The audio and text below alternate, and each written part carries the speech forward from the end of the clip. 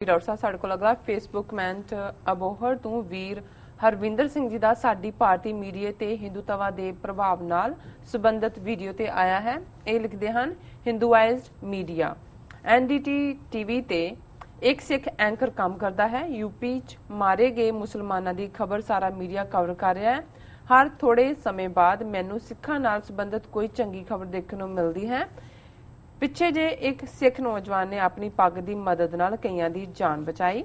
ਤੁਸੀਂ ਪ੍ਰੋਪਗੈਂਡਾ ਕਰ ਰਹੇ ਹੋ। ਆਪਣੇ ਆਪ ਨੂੰ ਪੀੜਤ ਪੇਸ਼ ਕਰਨਾ ਬੰਦ ਕਰੋ ਅਤੇ ਇਕੱਠੇ ਹੋ ਕੇ ਪੰਜਾਬ ਲਈ ਕੁਝ ਚੰਗਾ ਕੰਮ ਕਰੋ। ਗਿਆਨ ਫੈਲਾਓ, ਨਾ ਕਿ ਨਫ਼ਰਤ। ਜੀ ਡਾਕਟਰ ਸਾਹਿਬ, ਇਸ ਨੂੰ ਕਹਿੰਦੇ ਨੇ ਬ੍ਰੇਨ ਵਾਸ਼ਿੰਗ। ਹੁਣ ਜਿਵੇਂ ਇਹਨਾਂ ਨੇ ਇਸ ਸਬਜੈਕਟ ਨੂੰ ਐਡਰੈਸ ਕੀਤਾ, ਵੀਰ ਹਰਵਿੰਦਰ ਸਿੰਘ ਅਬੋਹਰ 'ਚ ਬੈਠੇ ਨੇ ਪੰਜਾਬ 'ਚ, ਬਹੁਤ ਚੰਗੀ ਗੱਲ ਹੈ। ਉੱਥੇ ਅਬੋਹਰ 'ਚ ਬੈਠੇ ਵੀ ਇਸ ਪ੍ਰੋਗਰਾਮ ਨੂੰ ਦੇਖਦੇ ਨੇ। ਔਰ ਜਿਹੜਾ ਅਸੀਂ ਮੀਡੀਆ ਦਾ ਰੋਲ ਦੱਸਿਆ ਸੀ ਕਿ ਕਿਵੇਂ ਮੀਡੀਆ ਜਿਹੜਾ ਹੈ ਆਫ ਇਟਸ ਓਨ, ਇਹ ਨਹੀਂ ਹੈ ਵੀ ਉੱਥੇ ਕੋਈ ਹਰ ਇੱਕ ਦੇ ਸਿਰ ਤੇ ਸੈਂਸਰ ਬੋਰਡ ਬੈਠਾ ਹੈ, ਪਰ ਉਹਨਾਂ ਵਿਚਲਾ ਆਪਣਾ ਹਿੰਦੂ ਨੈਸ਼ਨਲਿਜ਼ਮ ਇਸ ਕਿਸਮ ਦਾ ਹੈ ਕਿ ਉਹ ਹਰ ਉਸ ਖਬਰ ਨੂੰ ਕਿਲ ਕਰਦੇ ਨੇ ਜਿਹੜਾ ਜਿਹੜੀ ਗੱਲ ਮਾਈਨੋਰਿਟੀ ਦੇ ਹੱਕ 'ਚ ਜਾ ਸਕਦੀ ਹੈ। ਔਰ ਮੈਜੋਰਿਟੀ ਕਮਿਊਨਿਟੀ ਔਰ ਖਾਸ ਤੌਰ ਤੇ ਹਿੰਦੂਤਵਾ, ਜਦੋਂ ਅਸੀਂ ਕਿਹਾ ਹਿੰਦੂਆਈਜ਼ਡ, ਸੋ ਇਹ ਹਿੰਦੂਤਵੀ ਵਿਚਾਰਧਾਰਾ ਦੀ ਗੱਲ ਹੈ ਕਿ ਕਿਵੇਂ ਮੀਡੀਆ ਜਿਹੜਾ ਉਹ ਹਿੰਦੂਤਵੀ ਵਿਚਾਰਧਾਰਾ ਨੂੰ ਪ੍ਰਮੋਟ ਕਰ ਰਿਹਾ। ਔਰ ਇਹ ਵੀ ਜਿਹੜੀ ਲਿਖਤ ਸੀ ਉੱਥੋਂ ਹੀ ਬੈਠੇ ਵੀਰ ਦੀ ਸੀ ਕਿ ਉਹਨਾਂ ਨੇ ਦੱਸਿਆ ਸੀ ਕਿ ਉਹਨਾਂ ਨੇ ਪੂਰੇ ਟੀਵੀ ਦੇ ਵੇਰਵੇ ਦਿੱਤੇ ਸੀ। ਔਰ ਜੇ ਇਹਨਾਂ ਨੂੰ ਲੱਗਦਾ ਵੀ ਇਹ ਹਿੰਦੂਆਈਜ਼ਡ ਨਹੀਂ ਹੈ ਤੇ ਫਿਰ ਉਹਨਾਂ ਨੇ ਤਾਂ ਦਿੱਤਾ ਸੀ ਕਿ ਕਿਵੇਂ ਜਨਮ ਅਸ਼ਟਮੀ, ਰਾਮਨੌਮੀ, ਜਗਰਾਤੇ ਤੇ ਫਲਾਣਾ ਕਿਸ ਤਰੀਕੇ ਦੇ ਨਾਲ ਪ੍ਰੋਪੇਗੈਂਡਾ ਚੱਲ ਰਿਹਾ।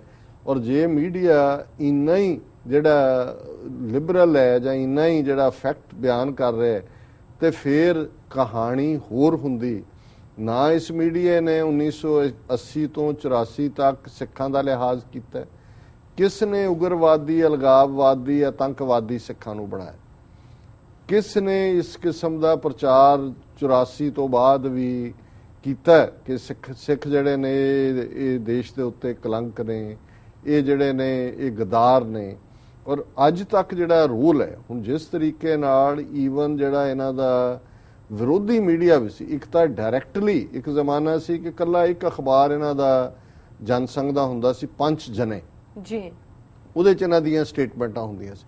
ਹੁਣ ਤਾਂ ਸਾਰਾ ਭਾਰਤੀ ਮੀਡੀਆ ਜਿਹੜਾ ਉਹ ਇਹਨਾਂ ਦੇ ਗੁਣਗਾਨ ਕਰਨ ਤੇ ਲੱਗਾ ਹੋਇਆ। ਜਿਹੜੀ ਕੋਈ ਇੱਕ ਅੱਧੀ ਆਵਾਜ਼ ਡਾਈਸੈਂਟ ਦੀ ਹੁੰਦੀ ਹੈ ਉਹਨੂੰ ਉਹ ਚੱਲਦਾ ਕਰ ਦਿੰਦੇ ਨੇ।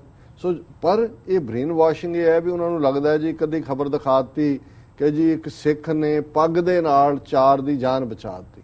ਔਰ ਉਹਦੇ 'ਚ ਜੇ ਤੁਸੀਂ ਮੀਡੀਆ ਦੀ, ਮੈਂ ਤਾਂ ਪ੍ਰਿੰਟ ਮੀਡੀਆ ਦੇਖਦਾ, ਇਲੈਕਟ੍ਰੋਨਿਕ ਤਾਂ ਮੇਰਾ ਹੈ ਵੀ ਨਹੀਂ ਐਕਸੈਸ, ਨਾ ਹੀ ਮੇਰੇ ਕੋਲ ਵਕਤ ਹੁੰਦਾ, ਤੇ ਉਹਦੇ 'ਚ ਵੀ ਹੈਡਲਾਈਨ ਇੱਦਾਂ ਦੀ ਲਾਈ ਹੁੰਦੀ ਹੈ ਕਿ ਜੀ ਬਾਈ ਫਲਾਊਟਿੰਗ ਦਾ ਰਿਲੀਜੀਅਸ ਕੋਡ। ਪਹਿਲਾਂ ਇਹ ਕਹਿਣਾ ਚਾਹੁੰਦੇ ਨੇ ਕਿ ਵੀ ਸਿੱਖ ਜਿਹੜਾ ਸਿਰ ਤੋਂ ਪੱਗ ਲਾ ਸਕਦਾ, ਕੋਈ ਜ਼ਰੂਰੀ ਨਹੀਂ ਵੀ ਰਹਿਣੀ ਹੈ। ਦੇਖੋ ਜੀ, ਭਾਵੇਂ ਉਹ ਸੈਕੰਡਰੀ ਹੁੰਦੀ ਹੈ ਗੱਲ ਕਿ ਵੀ ਜੇ ਉਹਨਾਂ ਨੇ ਜਾਨ ਬਚਾਉਣ ਦੇ ਲਈ ਇਹ ਕੀਤਾ, ਪਰ ਉਹ ਇਹ ਕਹਿਣਗੇ ਕਿ ਜੀ ਰਿਲੀਜੀਅਸ ਕੋਡ ਉਹਨੇ ਭੰਗ ਕਰਕੇ, ਇਹ ਦੱਸਣ ਦੇ ਲਈ ਕਿ ਕੋਈ ਇਹ ਨਹੀਂ ਹੈ ਜਦੋਂ ਅਸੀਂ ਪੱਗ ਦੀ ਅਹਿਮੀਅਤ ਦੀ ਗੱਲ ਕਰਦੇ ਹਾਂ ਤੇ ਅਸੀਂ ਉਸ ਦੇ ਰਿਲੀਜੀਅਸ ਕੋਡ ਦੀ ਗੱਲ ਕਰਦੇ।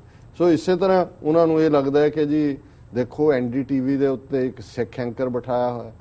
ਹੁਣ ਜੇ ਸਿੱਖ ਐਂਕਰ ਇਹ ਖਬਰ ਦੇ ਰਿਹਾ ਹੋਏਗਾ ਜੀ ਉੱਥੇ ਬਹੁਤ ਵੱਡਾ ਵਿਸ਼ਾਲ ਦੁਰਗਾ ਮਾਤਾ ਦਾ ਜਿਹੜਾ ਉਹ ਜਗਰਾਤਾ ਹੋਇਆ ਜੀ, ਖਬਰਾਂ ਤਾਂ ਇਹੀ ਪੜ੍ਹਦਾ ਹੋਣਾ, ਹੋਰ ਕੀ ਕਰਦਾ ਹੋਣਾ ਕਿ ਜੀ ਬਹੁਤ ਵਿਸ਼ਾਲ ਜਨਮ ਅਸ਼ਟਮੀ ਔਰ ਗਣੇਸ਼ ਵਿਸਰਜਨ ਹੋਇਆ।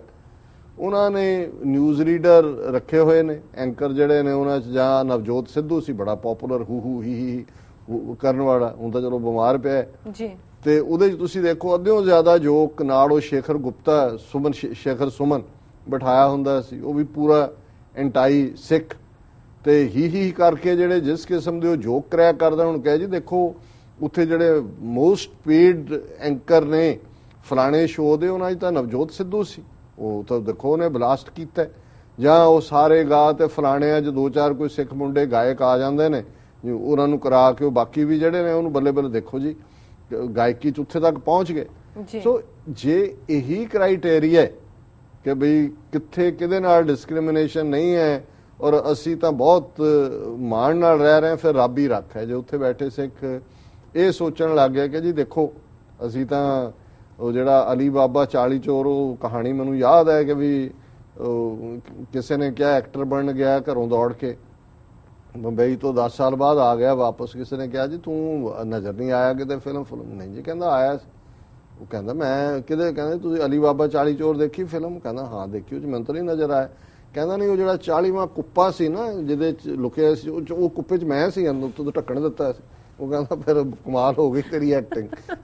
ਸੋ ਹੁਣ ਇਹ ਜੇ ਕੁੱਪੇ 'ਚ ਵੜ ਕੇ ਇੱਕ ਐਂਕਰ ਹੋ ਜਾਣਾ ਜਾਂ ਦੂਜਾ, ਇਹਨੂੰ ਹੀ ਸਮਝਦੇ ਨੇ ਜੀ ਸਿੱਖਾਂ ਦੀ ਬੱਲੇ ਬੱਲੇ।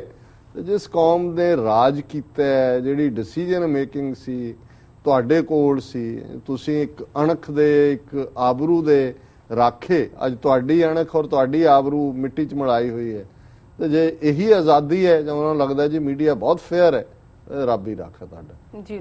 ਫਿਰ ਵੀ ਇਹਨਾਂ ਦਾ ਸ਼ੁਕਰੀਆ, ਇਹਨਾਂ ਨੇ ਲਿਖਿਆ। ਅਸੀਂ ਨਫ਼ਰਤ ਨਹੀਂ ਫੈਲਾ ਰਹੇ, ਤੁਸੀਂ ਆਪਣਾ ਘਰ ਦੇਖੋ, ਆਪਣੀਆਂ ਅੱਖਾਂ ਖੋਲ ਕੇ ਦੇਖੋ ਬਿਯੋਂਡ ਜੋ ਤੁਹਾਨੂੰ ਨਜ਼ਰ ਆ ਰਿਹਾ ਕਿ ਤੁਹਾਡਾ ਹਾਲ ਕੀ ਹੈ ਉੱਥੇ।